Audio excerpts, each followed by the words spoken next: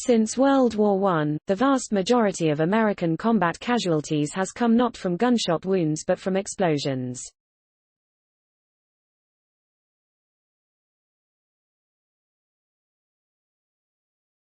Today, most soldiers wear a heavy, bulletproof vest to protect their torso, but much of their body remains exposed to the indiscriminate aim of explosive fragments and shrapnel.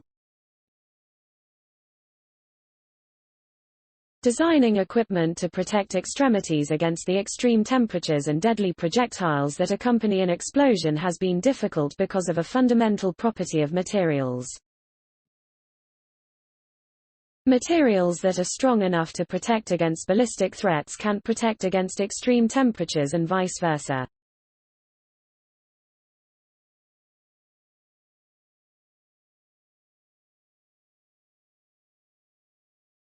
As a result, much of today's protective equipment is composed of multiple layers of different materials, leading to bulky, heavy gear that, if worn on the arms and legs, would severely limit a soldier's mobility.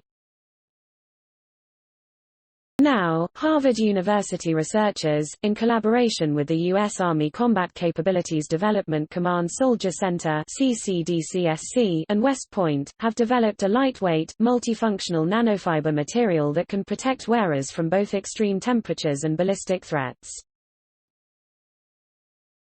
The research is published in the journal Matter.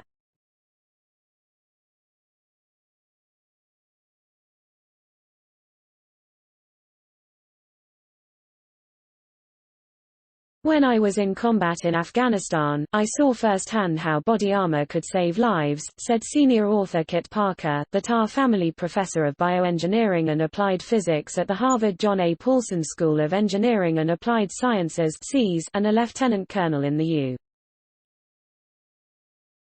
I also saw how heavy body armor could limit mobility.